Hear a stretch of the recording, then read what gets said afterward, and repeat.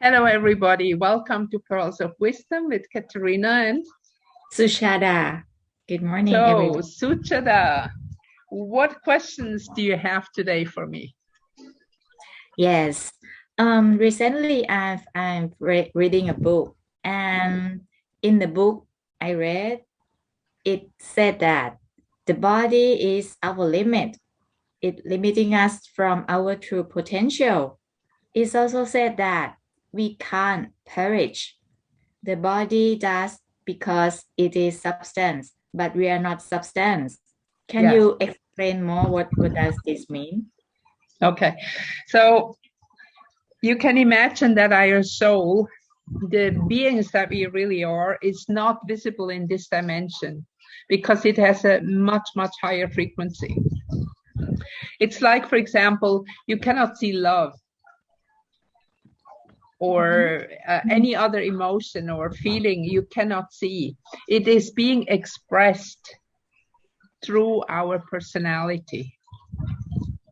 So when we are in the body, actually we're not really in the body. It's just a very, very small part of who we are. Mm. So once we take on a new body, we incarnate, we kind of there is kind of a little bit of the soul, which is much, much bigger than we are, that is inside of this body, which is our life energy, which is that kind of spark, that that life spark. And I would also say life, I would like to say life is God, the divine within us. So we are connected through this part of soul within our body with all the other higher layers of our true self. So the moment that we have a body and part of our soul lives in this body, there is of course limitation to the realm where the body functions on. So we cannot do the same thing. It's a bit, look, can maybe compare it with a dream. In a dream, you'll be able to fly. You are able to do things that you cannot do in this physical body. And it's like this, like when we incarnate down here, it's like we incarnate in a heavy energy that is limited according to the substance we are made of. So for this body, all the laws of 3-dimension function, but we can even overrule such laws if we understand that we are in fact not just physical body. Still, a lot of people, they believe that they are the physical body. But you can also say, you have a hand, but you are not your hand. I have a face, but I am not my face. That's a representation of what I am. In this moment, I am incarnated in a physical body. So as long as we are in this body and our life path is limited compared to what we are on the soul level as a soul. There's also the polarity, like the female male thing. You have a body, you need to choose a gender. Whatever happened in the world today with transgender, whatever, but this is a fact. When you're born as a woman or you're born as a man, this is your blueprint. And even you can, with hormone, whatever, change a lot of stuff in your body, but you can never change being a woman or being a man. And this has something to do with what we want to achieve here, So when we consider past lives, we had lives as a man and as a woman. It doesn't matter, always, again and again. And in certain lifetime, you want to choose something to learn or to do that you can do much better in the body of a woman or in the body of a man. So you accordingly choose the body that you need for this experience. And within this lifetime, you are limited to, we can say, that curriculum that you have chosen.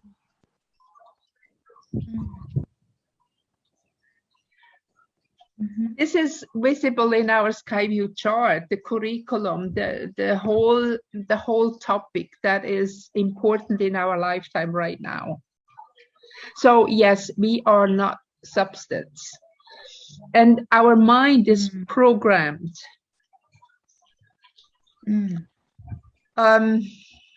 You know, from the moment we are born and even through the ancestors, the whole, we inherit a program.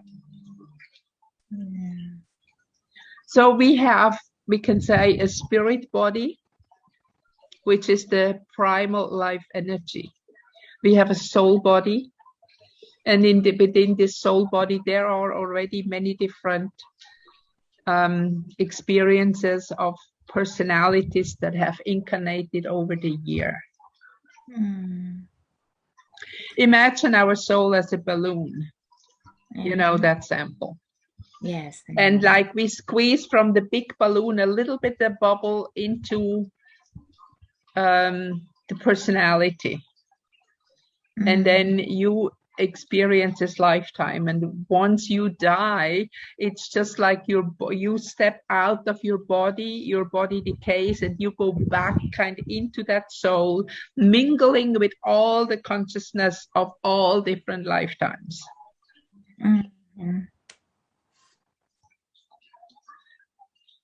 So it's very difficult to swallow, as you know, following the thought of, okay, so the body is here. Just hearing from you, I feel the body is challenge.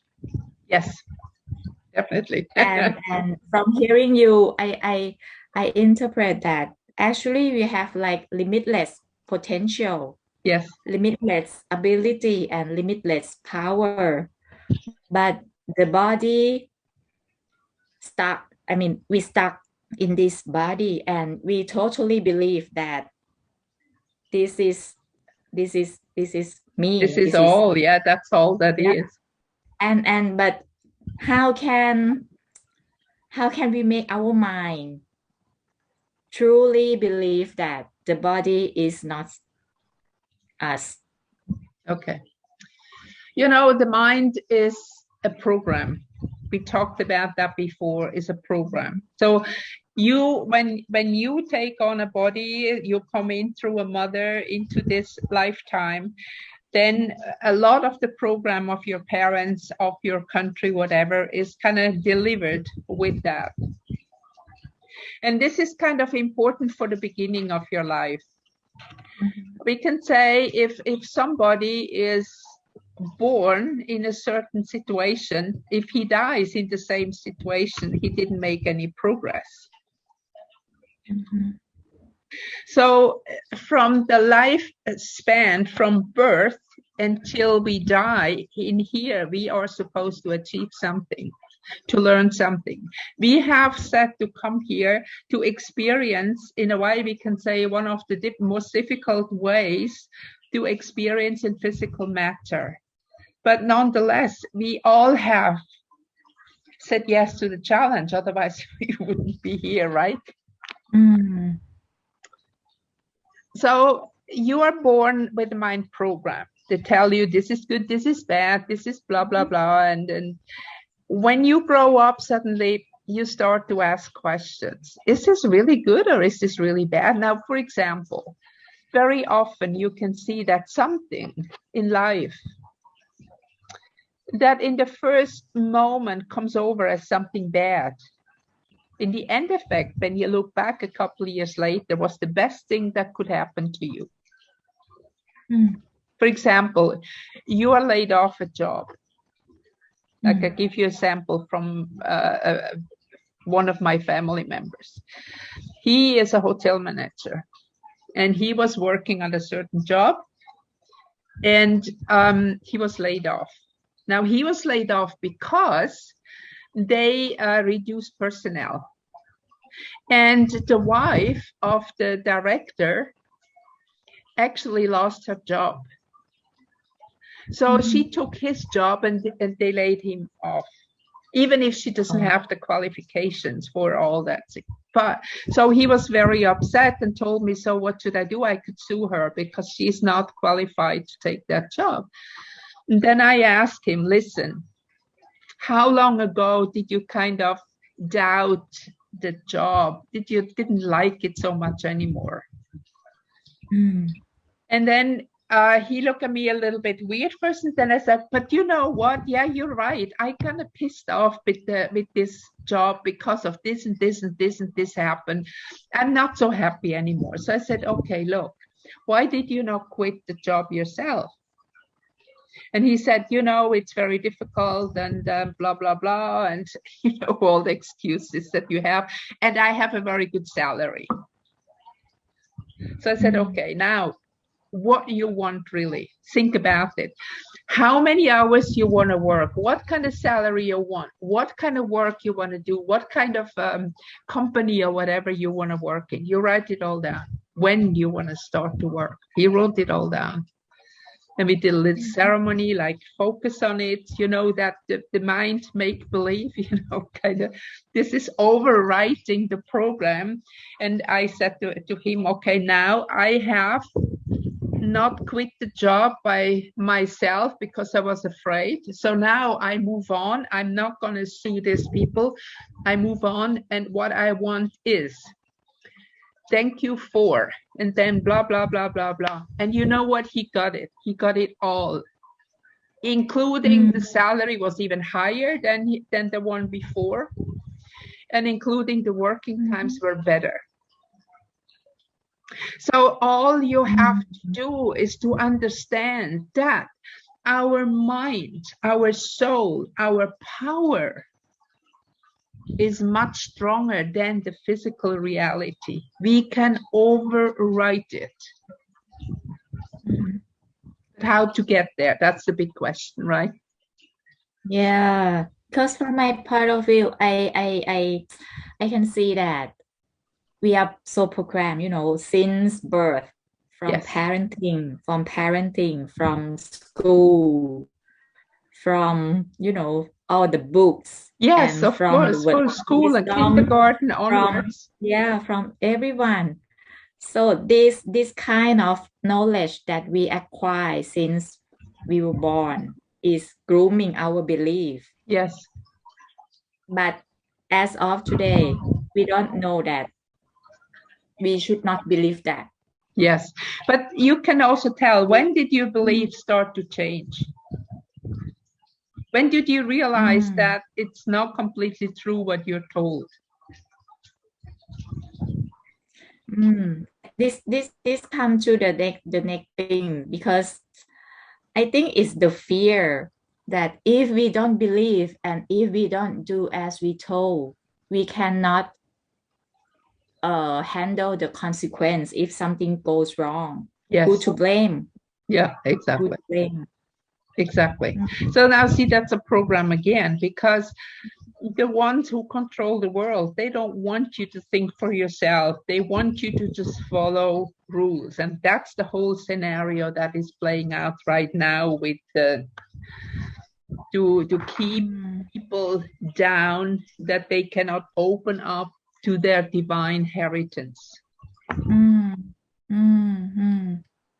So now I think it comes to the question, how do we acquire true belief with the heart? How do we access our heart? Well, I you know that one part is like to withdraw from all the circus that is all around us. That means also turn off the TV, don't have that blaring all day long as so many people have, because this is all brainwash. Because you know also that certain brain waves are used as subliminal messages. That means programming. And the best program happen when you're kind of not half asleep, but in a lower, like in a different frequency. So we can say in the alpha waves, there is a lower frequency than in the beta waves where we function during the day. And this is where we go in meditation. Mm-hmm. So people have always a similar expectation that you go only into this alpha state when you are in meditation, but this is completely wrong. You go into alpha state if you are just completely taken by something. For example, an artist who is painting, who is completely in his painting, or somebody who is singing, who is completely inside of the music, or somebody is running or walking through a forest and you kind of just see the beauty of nature and everything around you. That brings you in the alpha state, and that is programmed. But also, if you sit in front of the TV and let this thing just move by you, this is like programming. Imagine, we have the word television and we choose a program. So tell a vision, programming. So the moment we got television and people stand there, they use it actively to program humanity, to give them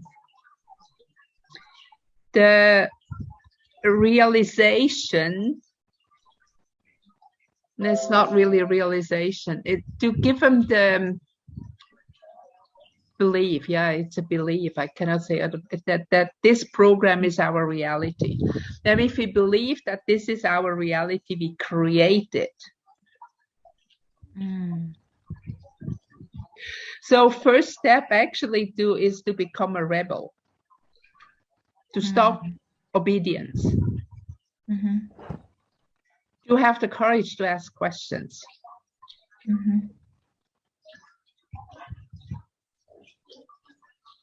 And then comes to the point, once you see through it, the first step out of fear is to start to love yourself. To understand that when you incarnate as a divine being as you are, that doesn't change anything if you're in the body. That you're here for a purpose, that you're good enough, that you have chosen this certain body for this experience, because this is the body that serves you best. So one step is to start to accept yourself.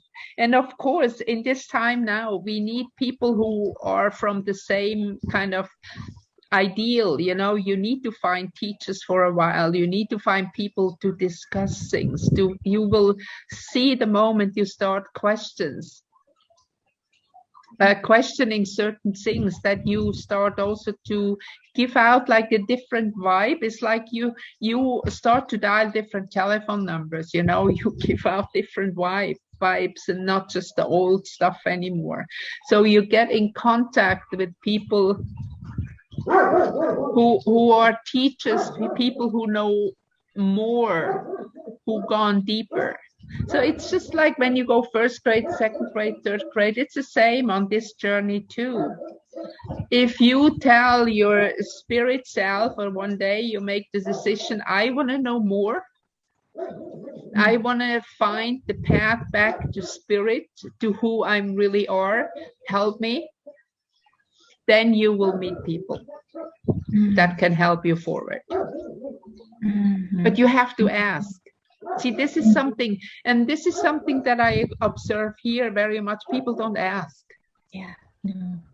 They are not allowed to ask. Many times I give workshops, I ask them to ask questions. Please ask questions, that I know what you want to know. Nobody asks questions. Because we are used to being told. Yes, exactly. See, that's the program too. Yeah. And there's no other way than get beyond it. Start to ask questions, be a rebel, don't obey, and break through. See, that's why a spiritual journey most often is titled as the journey of the hero.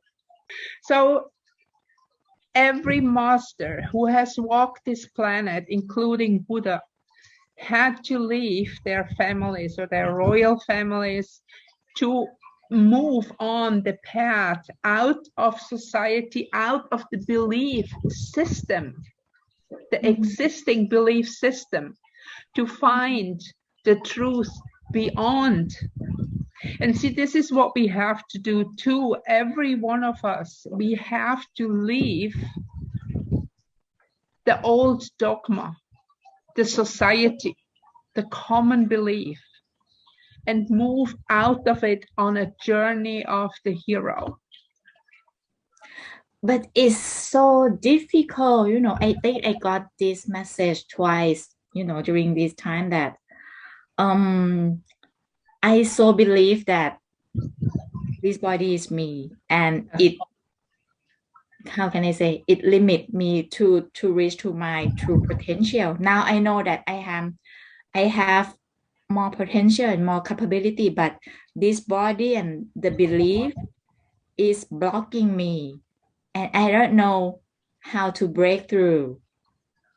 If I have to leave the old belief, and then what is the new belief? Yes. What is the new thing? What happened when you finish second grade and go into third grade? You learned something new. And once you learn something new, you expand into something bigger than you were. Like when you're a baby, things are small. It's just a little bit surrounding. And every year you experience more and your world is growing. Now, this is the same for spiritual growth.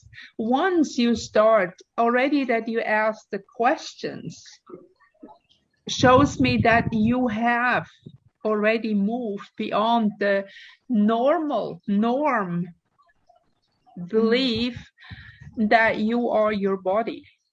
And you struggle now with this belief because you don't have proof yet. So ask and you will receive. First of all, the first thing in the morning, what you do is like ask for guidance, ask your question, ask your higher self or spirit self or divine self or whatever you want to call it to guide you, to help you to solve problem, to help you to see more clear. And then it's like the sample I told you, you write down what you want to achieve. So I want to find how I can move beyond the limitations of only being this body, because you are not this body. You are not. That's a fact.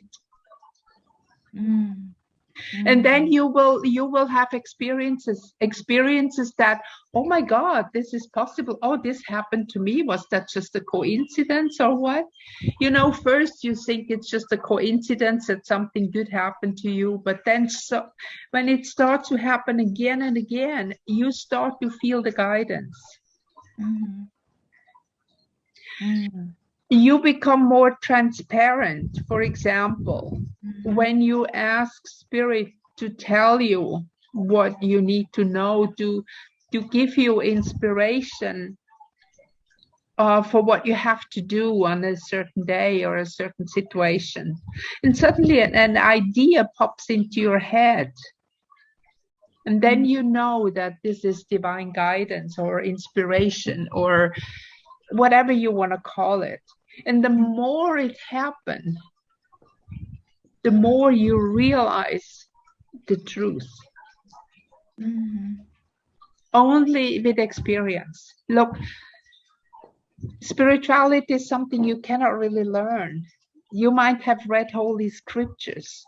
You might know a lot about how to interpret whatever, but this is still in the mind. The true spirituality is happening in the heart.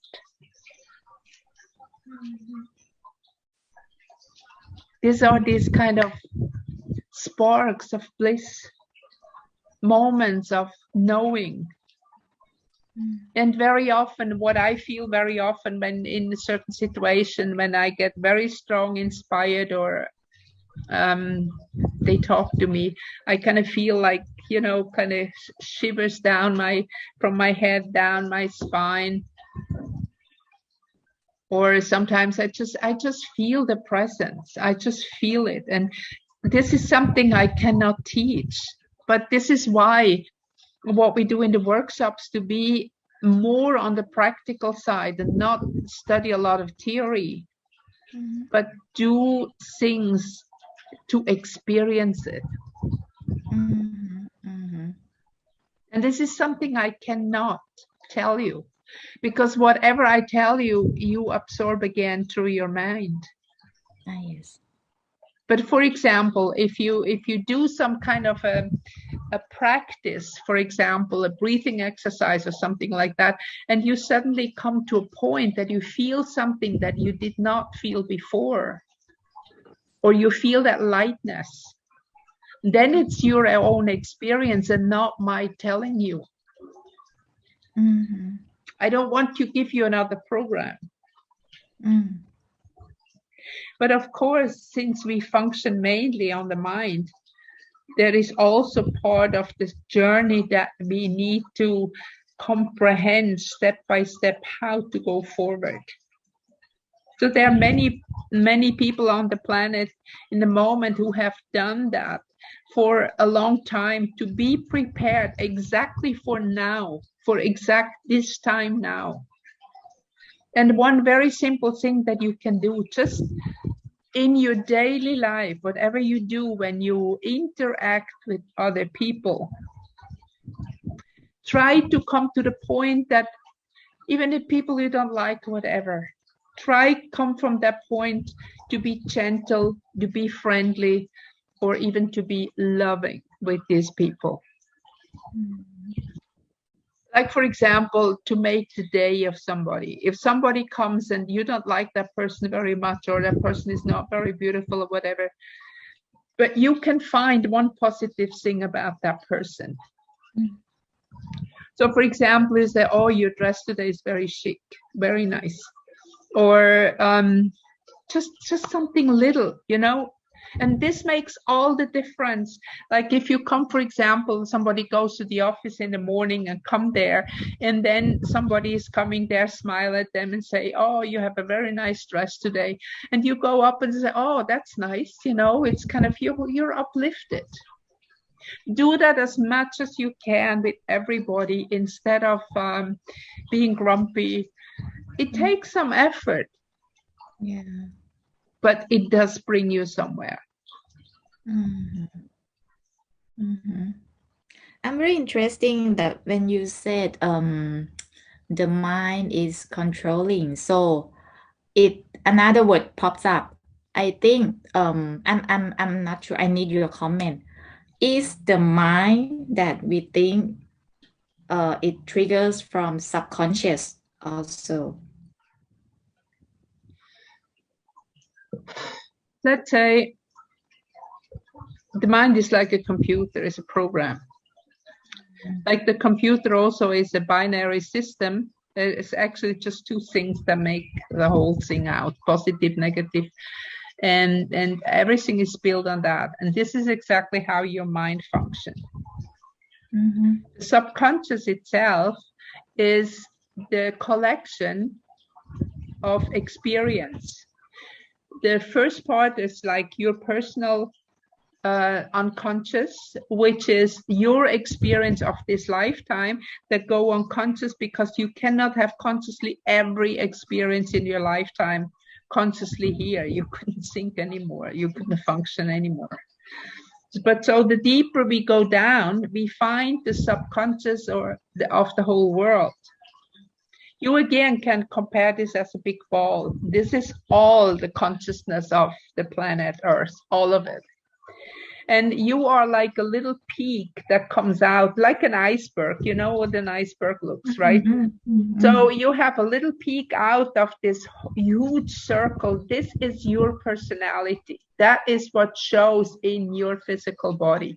And then the next layer further down is your personal unconscious. And then we have another layer, which is all the memories of your soul. Remember, I said once, you are this little bubble squeezed out of the big balloon, and the big balloon has already a lot of experience. And this is also one layer. And then you go down even deeper, and you find the unconscious of all that is. Like, for example, in a hypnotic session, when we go into different consciousness levels, it's kind of like digging a hole down into the unconscious to bring something up to make it conscious. That can help sometimes to heal somebody. Like, for example, I had a client some time ago, and she was a heavy smoker. And she said to me, I don't know, I don't really want to smoke, but I'm just forced to do it. Why? What can I do? So we made some kind of a regression, and we find out that in a past life, she was a Native American, redskin. And she was at that time a man. And they were smoking the peace pipe, giving from one person to the other. So smoking for her was similar like peace. So every time she was craving for peace, she was smoking. And of course, it became an addiction because they're addictive stuff in the cigarettes today. It wasn't then. They put on other stuff in the paper, in the filter to make us addicted. So once she understood that the smoking itself is peace, she could handle that and start to find peace in different ways. And she could, within a time, stop smoking.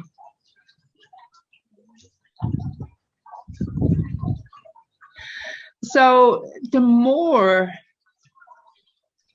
if you can say, transparent you become in that way, the more you lift your programming also, like the boundaries are like this, and the more you push them outside, the more input you get. But again, this can happen, like, for example, through a very dramatic experience in your life. There are cases that people had, and that experience or whatever that changed their life and blew up their program. So I know some people who have asked for such experiences, but that might not be that funny to be in. But on the other hand, when I look at their life afterwards, what it brought them, they really made a breakthrough, So you can also ask your spirit guide in the morning in meditation to help you for a breakthrough. But don't try to tell them how. That's not working. Yeah. But if you ask for it, you get it. I know. I focusing on the how. It's my habit, How. No. See, that's what you have to give up. Because see, that is, once you understand that our physical existence here is limited, but our spiritual existence is not, then you remember my helicopter. Yeah. Okay, so you are the one in the car here. Up there is a helicopter. You are connected with the radio. And you ask the helicopter guys up there, hey, how is it? How does it look? Can I drive here or here? What is better? So on. So this is just like, this is not the weakness when you ask the helicopter to give you information, right? So it's not a weakness either if you ask your higher self or spirit, whatever, to give you information. This is actually power. Yeah, I feel I'm connecting more, but from my previous knowledge that before I'm meeting you, all the teacher or someone who teaching something, they will focus on, we need to learn what is the subconscious, what is the trauma, but do we really need to connect with that in order to ascend?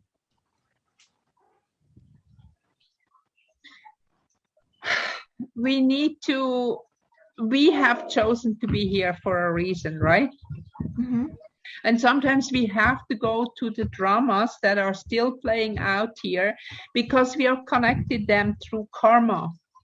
And in this lifetime, actually, in this period of ascension, one of the most important things is to move beyond that drama, to clear the karma. Mm. And then we can be free to be completely in the heart and to clear our karma in this now, since 2012 has shifted, but we don't need to pay back anymore. We just need to look at it and understand. I see. Mm. So if you see, like, for example, you meet somebody you don't like, you said, you just can say, okay, maybe I have had karma, negative karma in a past life with that person. Mm-hmm. Then you can just say for yourself, not to the person, but just, okay, whatever happened between us, I forgive you and I forgive myself. Mm-hmm. And you will see that then afterwards, that relationship can change. Yeah. It just happens. And you just start to be positive towards that person. That does not mean you need to be around the person all the time, but once you see that person, try to do what I said before, smile and make some kind of a compliment. And then energies are shifting. Mm-hmm. But I believe also that the final step is, even if we step up in consciousness 4D, 5D, even higher, as long as we are stuck in a physical body like this, in a dense body, that there are some limitations, like we need air to breathe. We need water to drink. Mm-hmm. And even there are people, breatharians, called, they don't eat anymore, but they still bring in energy in a certain way into that physical body that they can exist. Now, most of them, I know several of them, they still drink water or they have some kind of nourishment to keep the body going. Mm. I was interested to do that one time, but then I chickened out. I like food too much. Me too. But I know several people who did it. So anyway, it's a very interesting experience. So wherever our limitations are, just, I think we have to accept it for the moment.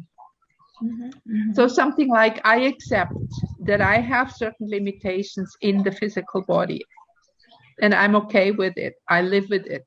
So I need to sleep. I need all these needs that I have. But they also will change with time, you know. It's not always just the same. And you will see that your needs will shift a lot the moment you shift your consciousness. Mm-hmm. Like, again, with the simple with food. When I think how much I had to eat 20 years ago and how little I eat today, and it still sustains me. How much you need, you find out, and it's being less, and you're more free within that.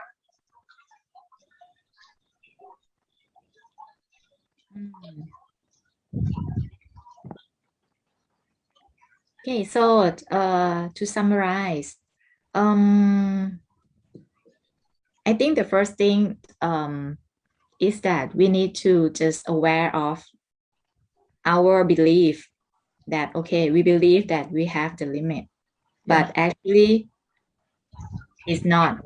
We don't have program. Yeah, it's the program. And so from day to day, we can practice by asking for guidance. But once asking for guidance, and then we drop the topic and doesn't need to focus on how it will happen. It will just happen. But we have to believe with the heart on the outcome that we truly desire from the heart, but not based on greed. This is very difficult in the moment, as long as you're in the program, to ask that from the heart, because as long as you are not able to unconditionally love yourself, you will have doubts. So you also have to accept the doubts, but experience will show a different path. So you don't have to be able yet to do this or that. Just assume it is possible. I see. Once you can assume that this or that is possible, and don't say from the beginning, no, this is not possible, what many people do, then it is the limitation of your program.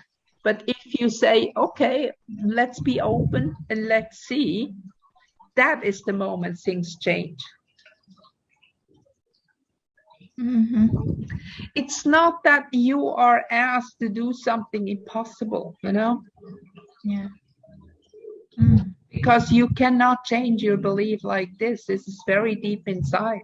You can only override a belief when you experience something. So ask for experience. And whatever you can have a knowledge and reading and teaching, whatever, try out what works best for you. Like meditation, you know, for example, the people who say you have to sit for whatever 20 minutes every day. No, you don't. Maybe you have to go to the forest every day, 5 minutes. Or you have to go swimming. Or whatever it is. It's different. Find where you find the peace to be with yourself. There are too many rules everywhere, rules, regulations, even in the New Age and spiritual circles, you know. The whole New Age supported by mainstream media is for me something that I don't believe in. Everything what is supported by the mainstream and masses are involved is not the spiritual journey, because the spiritual journey is something very individual within you. That is happening with you only. It can be in a group that you have a certain spiritual experience, but none of the group, and if you sit with 100 people, will have the same experience as you do.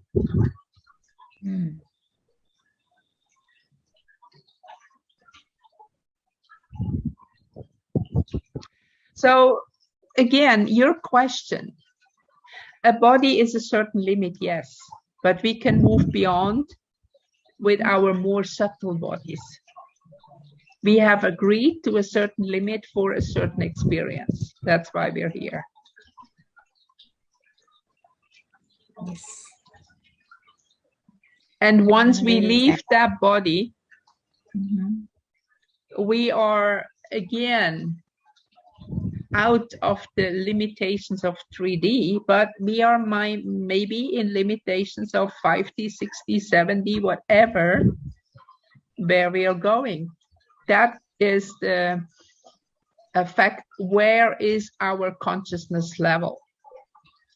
If our consciousness level is still very low, we cannot go very high. If we're still afraid of everything and believe and obey just because somebody said, you won't go high once you leave that body.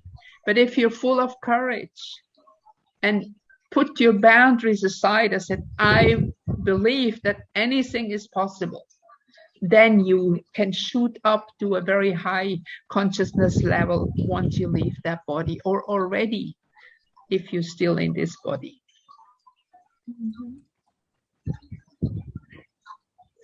Does that more or less answer your questions?